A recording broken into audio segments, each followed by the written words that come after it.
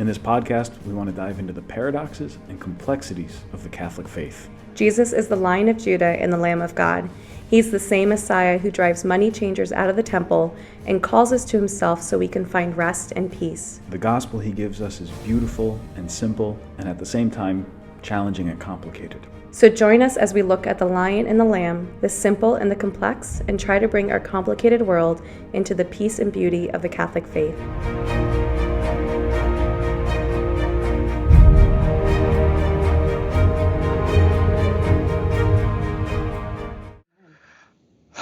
Okay. Hey, it's Roar Like the Lamb. I'm Father Sam Kachuba. And I'm Paula Pena. You seem to have a lot on your mind right now. There was a very big sigh. We don't get to be in the same room to record because you're quarantined until we get a COVID test back for you because of all of that craziness.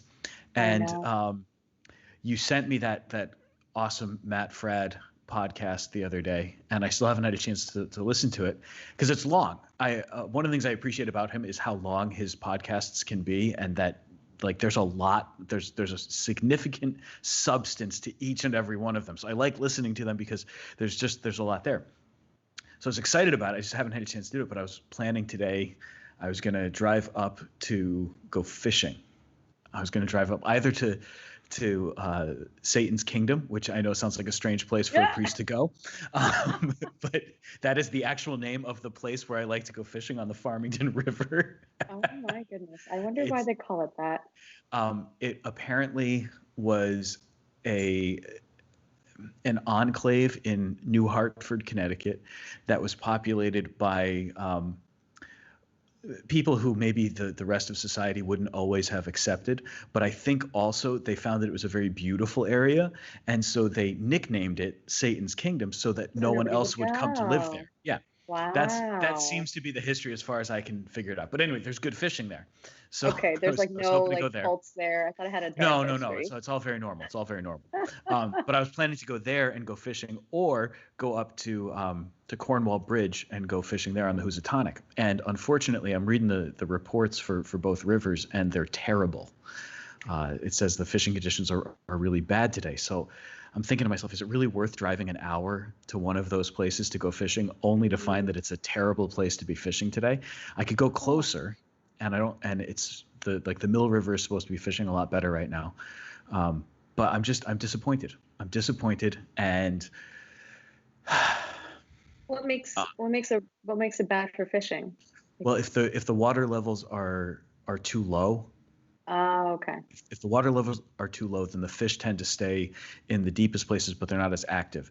If the water temperature is too high, trout are cold water fish. So if the water temperature is too high, they're not going to be there. If it's too windy, it's really difficult to cast, because as soon as you throw the line out, the wind catches it and blows it around, and you don't get to cast where you intend to cast. There's all those things that can kind of go into it. Especially though, if the water's too low. If the water's also too high, it's impossible to wade. You can't get into the water because if you can't see to where you're stepping. Or if the water's too high, it's just difficult to get out to any good spots. Plus, if the water's too high and it's nice and cold, the fish might stay low. It's easier for them to stay in the more shallow water, or the deeper water rather. They'll stay deeper and where it's colder, rather than rising to the surface. So the conditions are no good because the water's too deep. So if there's too much water flowing through the river, if there's not enough water, all those things can kind of contribute to lousy fishing conditions. Just learned a lot. But I was planning to use my drive to listen to the Matt Fradd podcast. As you should, because he's perfect for those. Right.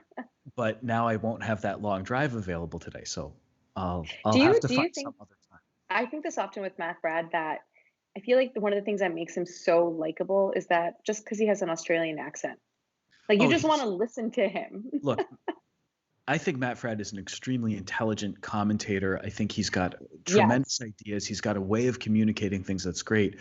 But the fact of the matter is his Australian accent puts him at an immediate advantage, because Americans hear an Australian accent and are like, I'll listen to you say anything.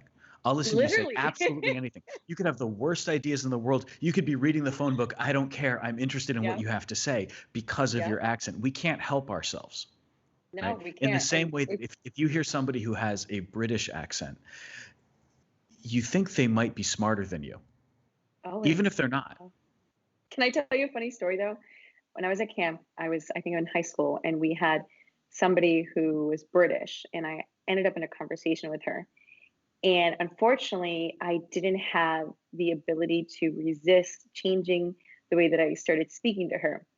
So as she's communicating with me, I end up talking to her in a British accent. And I was like, oh no, because I already like practiced it in my private time. Like I already was doing it and I knew how So to do it. I just you had never, accidentally put on a British accent. oh, it was, and she just like looked at me. And I was like, oh no, I'm not trying to mock you, or like, I don't know what she thought. It was very awkward, but Nice. I placed myself into that. Um, yeah, it was weird. It was very weird. So let's move on to part two. I feel like that Move was a on. great transition. Let's get away from Father Sam talking about fishing because nobody cares. I mean, if any listener is really interested to hear about fishing from Father Sam for a full hour, just gotta let him know. The Like problem we'll is do a poll. I'm still too new to fly fishing to be somebody who knows a lot about it. I just know enough that I know to look for a fishing report.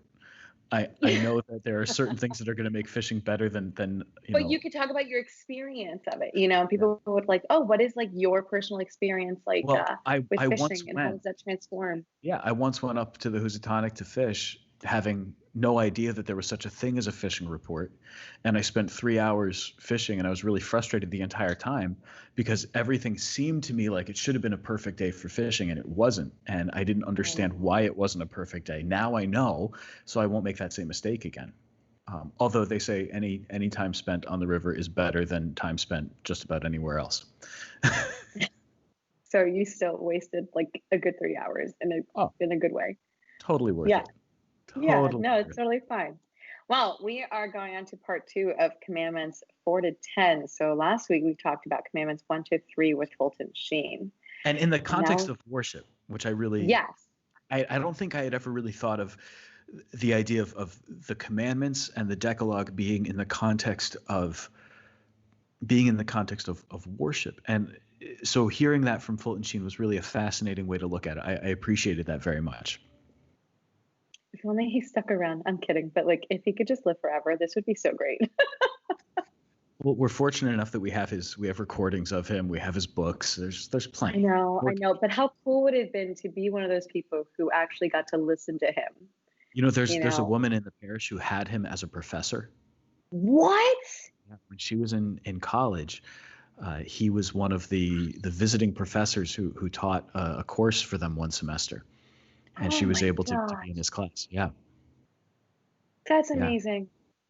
I thought you were gonna say, yeah, there are people in our parish who like grew up listening to him, but that was like way cooler. That's awesome. Yeah. Yeah, well, no, it really was because, like I said last week when we were doing the first three commandments, which is what the chapter was, I just never thought about it in the context of worship. He just took it a whole other different direction. And now today is talking about commandments 4 to 10, the other commandments that have to do with love of neighbor. And it makes sense. So, like the first three are about how do you relate to God. The next six are right. No, I can't do math. Whatever. The next ones are about how do you like then relate to your neighbor, and how does that relate to God, or how does that relate back to worship of God? So I thought that was really really interesting. But so obviously he goes through the commandments, but one thing that really struck at me was something that he had said that reminded me of a time that I was in Peru. He says, to leave the fatherhood of God out of the brotherhood of man is to make us all a race of illegitimate children. And so to love neighbor is to recognize that we also have one father. Mm. Do I recognize my spiritual filial relationship to everybody in the church? And when we were in Peru, we spent all week in a shanty town building a cement staircase. So we were with people who were in extreme poverty. And every night there was a formation night. So one of the speakers would get up and they would say something with regard to like church teaching or just like prayer and how do you kind of, make your life and be a better Catholic. And he said this thing that has stuck with me since that time. So that trip was in 2014. He said, the reason poverty exists is because we don't know God the Father. And because we don't know God the Father, then we don't recognize the people around us as our brothers and sisters. And I was astounded. And I was like, what? I mean, yes, it shook me to my core to recognize, for me, do I know God the Father? And do I recognize the people around me as his beloved sons and daughters? And do I see them the way the Father sees them? Or how many times do I get into arguments with my family? Or do I just think like, that person is being really dumb right now and I don't see the face of Jesus in there? Like I have all these other actions and thoughts and words that come out that are the opposite of, Sure. what the gospel is asking me to do. That reminds I wanted me to start off with that. Yeah, that reminds me of something Mother Angelica said on her EWTN show. She was talking about loving your neighbor and praying for them. She said it can be very difficult to love and pray for someone who you wish would slip on a banana peel. I saw that on Catholic memes, or was it Catholic memes? I don't know. Somebody posted it yesterday. It's such a funny thing. It's because it's true. It's really hard to love somebody who's aggravating you. Now, what I was struck by was this connection of the commandments to worship, and how when we're worshiping God rightly, when we're in this context of God, I worship you, God, I give you authority in my life, when God is all in all for us, in that context, then Fulton Sheen points out that if we're doing this, then we will not sin in this way. So, for example, if we love God rightly, then we will be faithful to the promises that we make. We'll be faithful, for example, in marriage to our spouses. We will be faithful in loving our neighbors. So by worshiping God correctly, by worshiping God, period, by being in that relationship with God, it excludes for us the desire to steal, to gossip, to take what does not belong to us, to damage the reputation of another. Loving God forces us to see ourselves the way that God sees us. Yeah. And loving God also then has the effect of allowing us to see others the way that God sees them.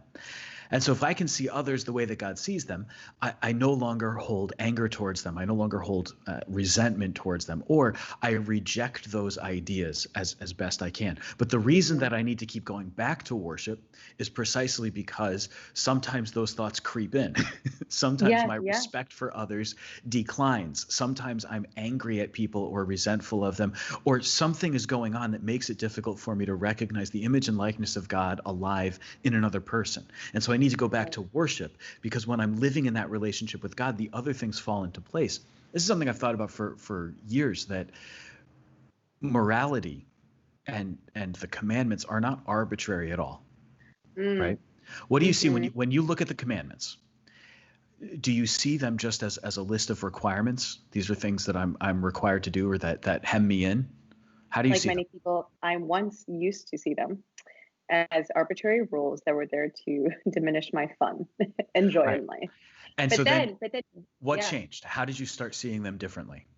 The moment I started worshiping, the moment that I started getting to know God, was the moment that I started to see that completely differently. So on a natural level, though, can you look at the commandments without, suppose that you don't know God at all. Suppose you've never set foot in a church, you've never worshiped before.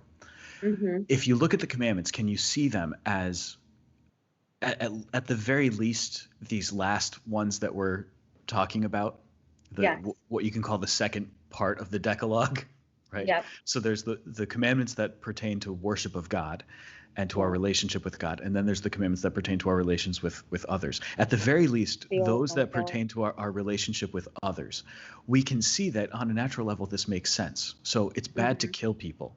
It's bad to steal. It's bad to have a greedy desire for somebody else's things or for somebody else's person. So it's wrong for me to treat people like objects.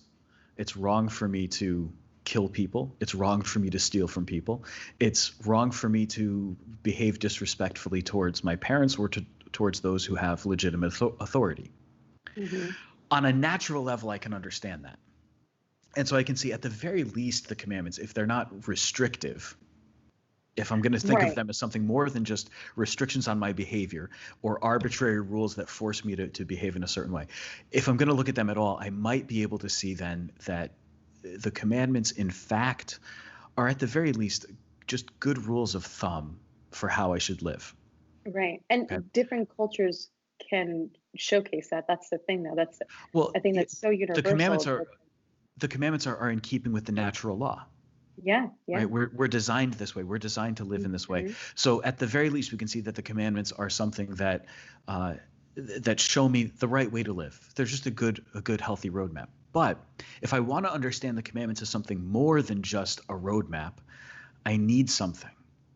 If I want to see them as more than just restrictions on my behavior, if I want to see them as something that instead of hemming me in, tying me up, keeping me from being fully free, if I want to see them as more than that, I need something.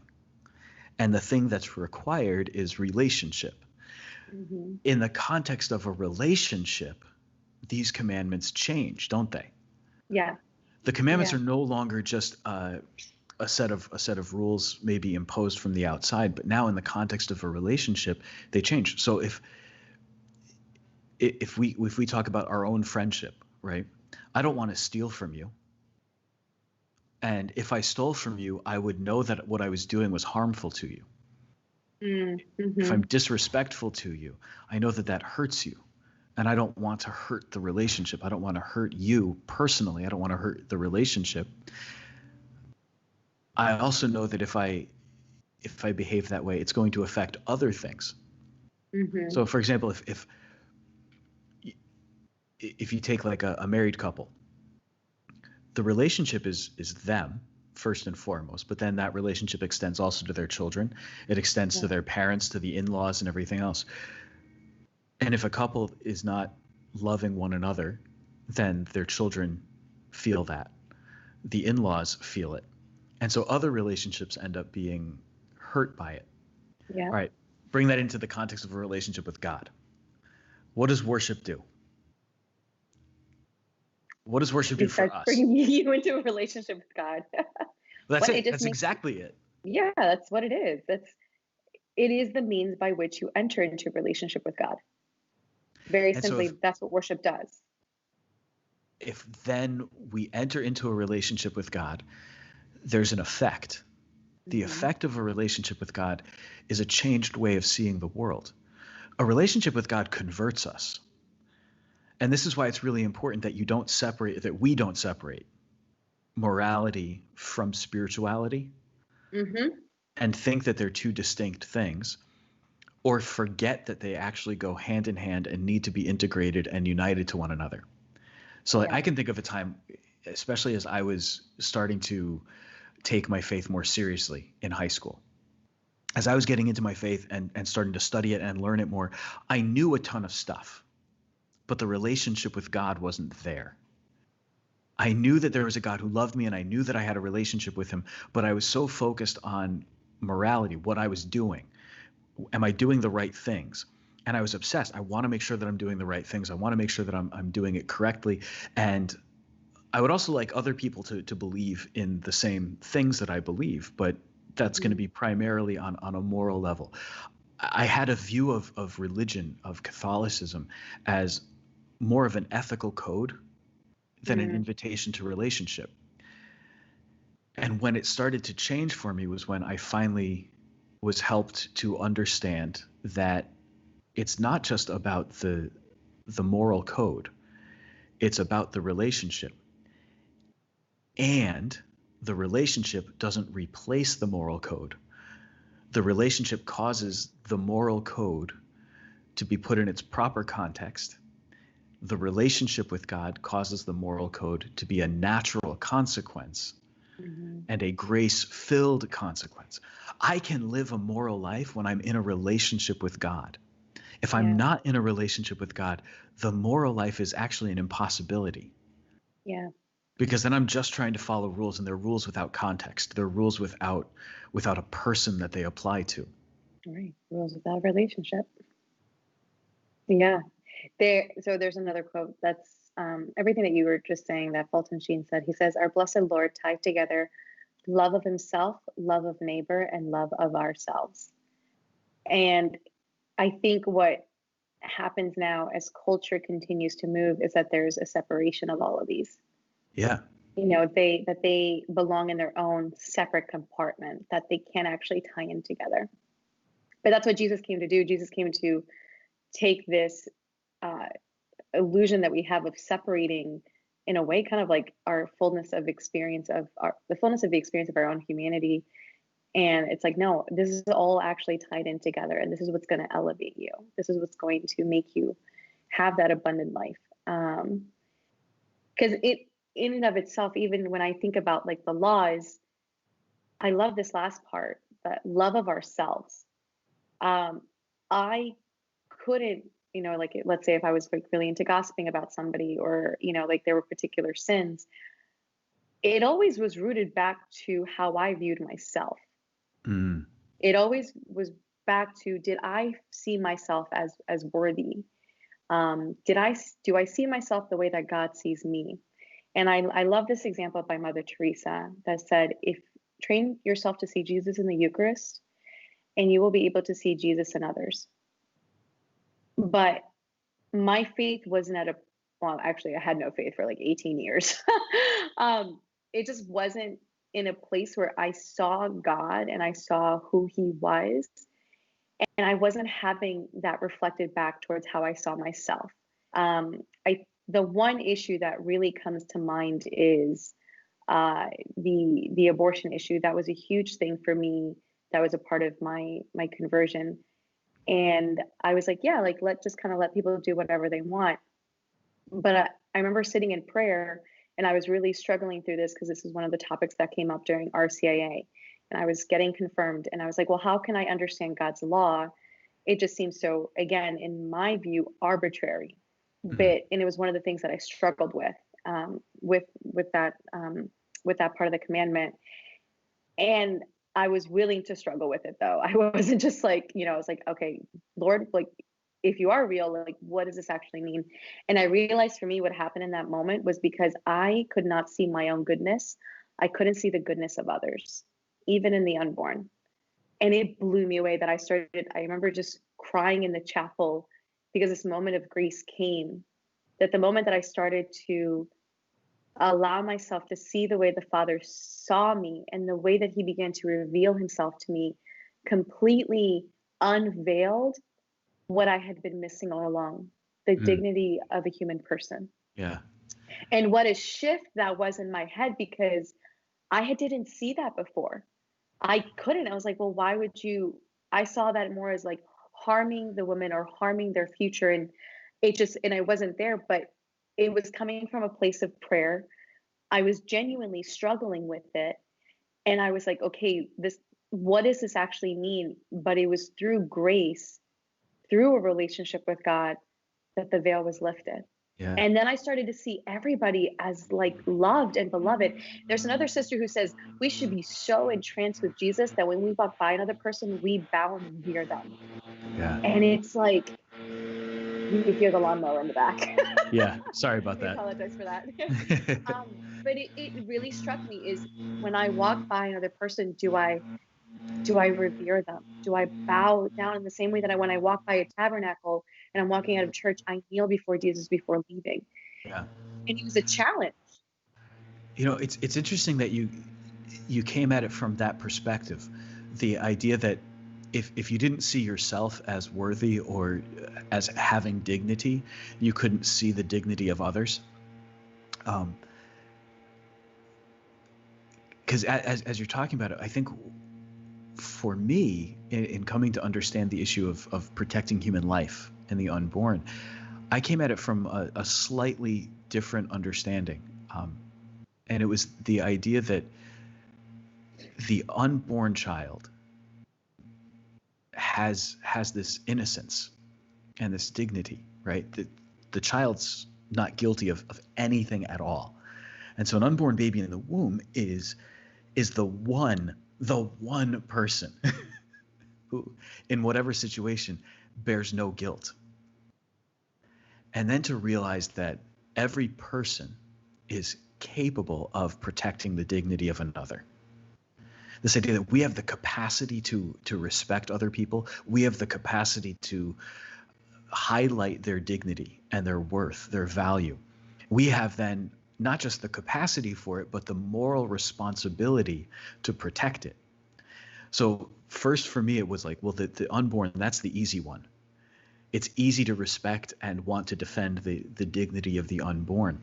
For me, it was always a lot harder to want to respect the dignity of everybody else. It was a lot harder to want to respect the dignity and the image and likeness of God present in the other people who I knew in my life. So that could be friends, that could be whatever. It was not always as easy for me to recognize that goodness in them. If I couldn't recognize that goodness in them, though, then how could I really and truly authentically say that I saw the goodness, the dignity, and the value of life itself? Mm-hmm. What I needed was the more complete sense of that dignity. And I think, I don't know, it sounds like in some way, because of where you were starting from, if you couldn't see your own dignity and your own worth, and therefore couldn't see the dignity and worth of others, the dignity and worth of the unborn wasn't there either. But when you began to see the dignity and the worth of the unborn, you also began to see your own dignity, your own worth, and started to shift everything. I was able to see the dignity and the worth of the unborn, but it took that to help me expand my concept of it. Mm-hmm. I think I saw the dignity of the unborn and the dignity of me. Like in a selfish way, I am worthy, I am good. And it was only much later that I started dealing with the idea that I'm maybe not as good as I think I am. Yeah.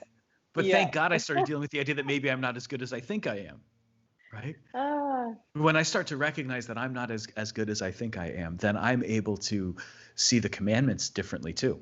If I realize, hey, I'm not as good as I thought I was. This is a way that I have failed to observe the commandment to honor my father and mother, whether that's in my actual parents or in those who are in a position of legitimate authority. Or it's simply the way that I've maybe not honored people around me. And I need to do a better job of that. Right.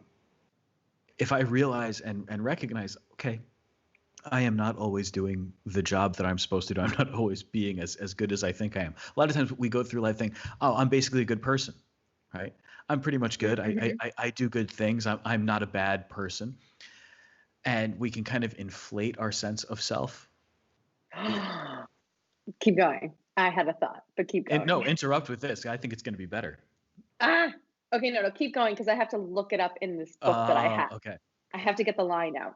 If I think that I'm doing pretty well and I ignore the fact that I'm capable of sin, or I ignore the fact that I'm not always as good at things as I ought to be, or I don't always treat people the way that God asks me to. When I recognize that, I can look at the commandments and I can be more honest. And being more honest, I can do this. In our men's group, we did this. There was this exercise that they had given. It's the 10 Commandment Test. And go through the 10 Commandments. And do you give yourself credit for following those commandments? And the story behind it was this guy had done the 10 Commandment Test with a group of his coworkers. And the average that the guys got was they got 2 out of 10 on average for their commandments. And almost all of them only got credit for not killing and for honoring their parents. Okay. Most of them were honest as they went through the 10 Commandments about all of the others that they had missed a whole lot of different things. Now this was in a presentation. This wasn't like our group, everybody in our men's group talking about that. Say. No, but the 10 Commandment Test is an interesting one, because if you sit down and think about how am I doing on my worship of God? Do I put God first? Do I have any idols? Then if I get into the commandments that we're supposed to be talking about, we've kind of gone off track a little bit here, but that's okay. If I'm not okay, but if I'm looking at the other commandments, stealing, even killing, How am I doing on the way that I speak about other people? How am I doing about the things that I desire in my heart? Am I coveting things? Am I coveting other people? Am I coveting the things that they have? Am I jealous? Am I filled with resentment about different things? And if I start to really honestly examine myself, I'm going to see that there's some areas there. Well, what happens then? If I'm in a right relationship with God, if I'm coming back to the Lord for worship again and again and again, I'm going to see those more clearly and recognize where I need to repent. But also, if I'm worshiping God more and more, then my heart then is moved to be with God. My desire is for God. And therefore, those things that cause me to be covetous, to be resentful, to be blasphemous, whatever it is, I don't want those things anymore. The desire for them starts to disappear. And it's so good because those last parts of those commandments, like those last ones, those are invitations to, like, those are acts of worship. To not do that is another like act of worship. And I love this though, because we can simply, and this is what gets completely thrown out all the time, is like, if I'm just a good person, that's all I need. And this is where it's great. Again, this is from Walking with Purpose. None of this is my own thought. I love what gets said in here because it just like puts you right there. If you come to God thinking that you are going to be accepted by him based on your good conduct, he will point out that your righteousness is nothing compared to his infinite holiness. That's it. Like, and it's so like we make excuses in our own head. Well, like, I'm not like this person, or I don't do this, or at least I don't do this. But Jesus is good. Like, he's fully perfect, fully holy. And that's the call for all of us, is to enter into that. And so a conversion can't happen with humility. And humility lets me see myself for what I am. Okay, I see where I fall short of the glory of God. I see where I fall short in these commandments, in the way that God desires. I see how I fall short in loving myself. Maybe I self-criticize too much. Maybe I think negatively too much of this person, and it leads to these certain actions. I fall short in hope and faith, whatever it is. Like, there's so many ways in which we fall short. But if we believe that, well, at least I'm a good person, then that's just a temptation from the enemy to not live in the glory of God. It's like preventing us to enter into this glory, into what we were made for. The following of the commandments, observing the commandments, obeying the commandments, what that really does for us is it allows us to choose to do the good. All right, so virtue is the habit of choosing the good. So every time... I thought you were going to do the straight catechism definition, which I haven't memorized, but continue. Well, that's pretty much the catechism definition. It really is. It was just a shorter version. I was like, that makes more sense. Yeah. Virtue is to habitually choose the good. What is the good? Do you remember the story of Jesus and the rich young man? And the rich young man comes to Jesus and he says, "Good teacher, what must I do to inherit the kingdom of heaven?" And Jesus says, "Why do you call me good? Who but God alone is good?" Now, he's identifying himself then in that context, in that passage. He's identifying himself. Why do you call me good if only God is good? Do you see who I am? Do you see what I am? That I am divine, that I am God himself in the flesh. To habitually choose the good then is not just to choose the good action or the good attitude or the good idea. To habitually choose the good is to choose God. And that's why every moral act and everything that we do in obeying the commandments is, like you said, it's worship. It's all related back to worship, because I'm trying to be in a right relationship with God. If I'm just trying to be moral, and it's just about I did good things, and I'm too focused on just having done good things. Not that doing good things should be off the table for us. Please, let's continue doing good things. But when doing good things is in that context of a relationship with God, then the good that I do becomes an act of worship, because the good that I do is a choosing the good, the supreme good, who is Jesus Christ. When I'm choosing God, when I'm choosing that relationship with God, when I'm choosing to do the things that keep me in that relationship with God, I am doing the good for the good. Yeah. And because it's for the good, then I'm going to keep growing. I'm going to keep growing in that holiness. And it's going to drive me back to worship, because in worship, when I go to Mass, when I go to prayer, who do I encounter? I encounter the one who is goodness himself. And when I encounter the one who is good, when I go before God, that inspires in me the desire to continue to do what is good and what is right. I want to take this one step further, because I remember getting into a place where I was just getting to into my faith, and I wanted to do everything correctly. And I got so stuck in what do I need to do? How do I need to do it? And it can sometimes, a little bit of it got it was anxiety inducing. I was afraid of making this one wrong step. There's another quote by Saint Therese of Lisieux, this based off the simple idea that every advancement in the spiritual life isn't because we did the right things alone. It's because of grace. That every advancement in the spiritual life is because of God's justice and his grace. And so she says that in the evening of my life, I shall appear before you with empty hands, for I do not ask you to count my works. All our justices are stained in your eyes. I want therefore to clothe myself in your own justice and receive from your love the eternal possession of yourself. Mm. And I like that, because I think that could be another temptation once you've said yes to a relationship with God, that you get so focused on the work, on simply just works is what's going to get me into heaven. But we know that really it's grace, it's what gets you into heaven. But work is there for you to cooperate with grace, for you to cooperate in your own salvation with God. But at the end of the day, it's because of his justice and his mercy that we can even attain it. Right. So go back to Jesus' encounter with the rich young man. What good must I do to inherit the kingdom of heaven? And Jesus says, keep the commandments.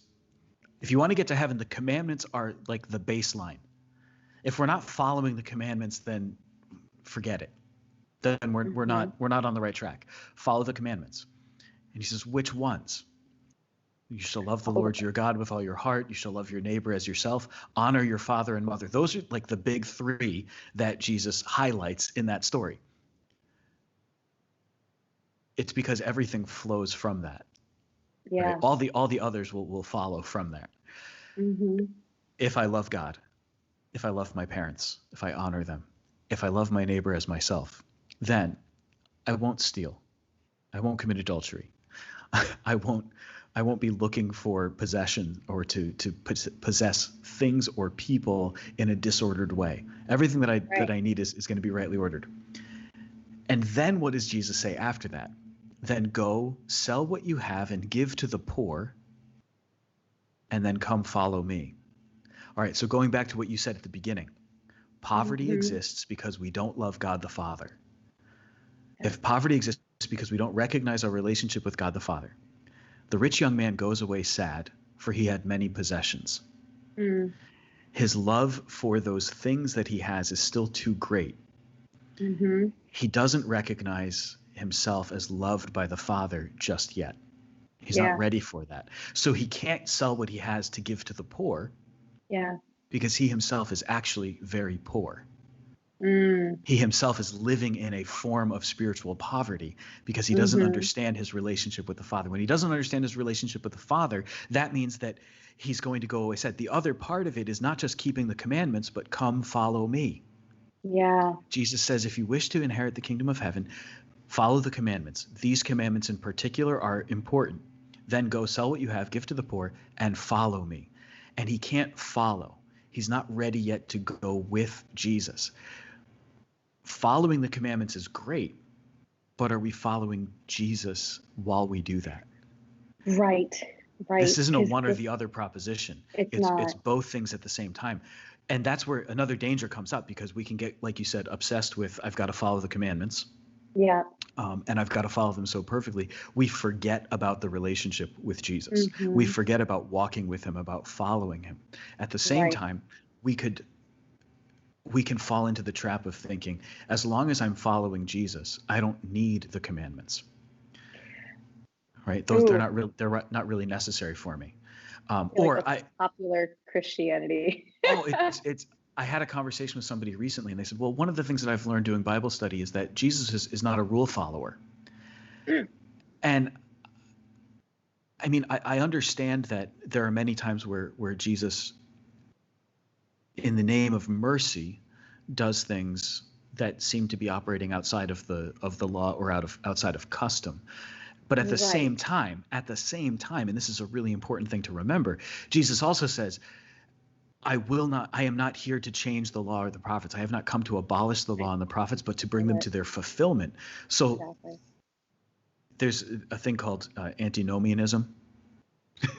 Antinomianism is the tendency to disregard law or rules, to think that laws and rules are just arbitrary and don't really matter. They're not that important, and they can be ignored at our convenience.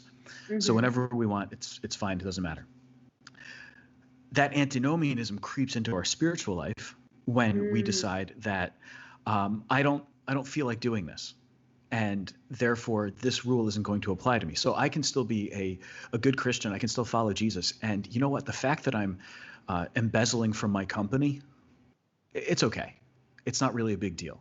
We do these sort of moral intellectual gymnastics to try to convince ourselves that different things are okay. Or we go with, well, Jesus sometimes overlooked certain customs. Therefore, rules don't matter to Jesus. That's not true. That's just not true. Jesus knows the good ordering of society.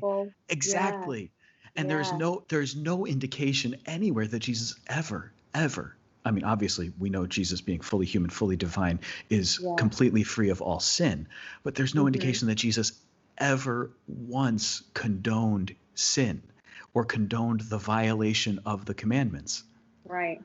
On the contrary, he brought them to their fulfillment, and he showed us what their true fulfillment is really all about.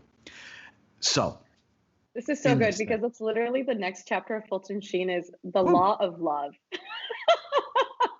This is it. Worship, when we go before God in prayer, when we work on that relationship with God, the other stuff falls into place. And this is one of the things maybe that we need to do a better job of as a church and as evangelists, is sharing that good news of the relationship with Jesus. Yeah. If we're starting from the morality part, follow these rules and your life is gonna be better. That's what every self-help book is, though. Here are some ways of thinking. Here are the rules to follow for your life, and your life is going to get better. Right. If we introduce people to that relationship with Jesus, it's important for them to realize that certain ways of thinking are going to change because of the relationship with Jesus. Because they believe in, and then I could talk about this forever because I've seen it happen. I've seen it happen so many times. Somebody comes to a relationship, an encounter with the Lord, and when they meet Jesus, and when they really, really meet Jesus and fall in love with him, then they start to change their mind about so many things. Yeah. They're ready to give up sin. Things that they never thought were sinful before, they're ready to give up. They're ready to let go of. They're ready to move on. They're ready to do things differently. That's the power of a relationship with Christ. Like, it changes us, and it changes us from the inside out. If we think that just following the commandments is going to be the thing that changes us, that's change from the outside in. Yeah. My actions out here will somehow change who I am inside, but it's not true. The relationship with Jesus is what transforms everything. Yeah. And the more we're in love with Jesus, because we worship, because we fall down before him, because we humble ourselves before him, because we pray, because we go to mass, because we're worshiping God, when that happens, the things that we do have to be transformed. Just again, I'm going to quote Fulton Sheen because that's literally everything that you said is right what he was saying. He said, when I merely obey the commandments, I'm never there as a whole person.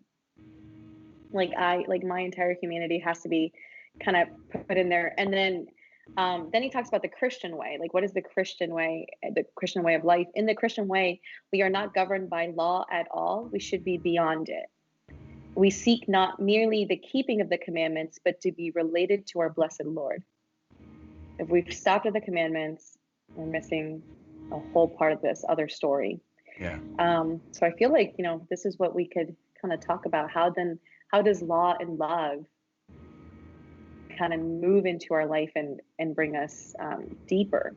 Like, what should my response be to the law, and how should I understand it? All right. It's good stuff. So that might be a topic for next time. We'll talk about I think so. law and love and how we should be related. Okay, I'm in. I like that. Nice. All right, I know you have to go. Good luck on your second test. Good luck on your test. Good luck on my COVID test. Hey, I'm just glad you're feeling okay. And hey, this is great. Yeah. All right. All right, everybody. Thank you for listening. This is Roar Like the Lamb. I'm Paula Pena. Father Sam Kachuba. God bless you.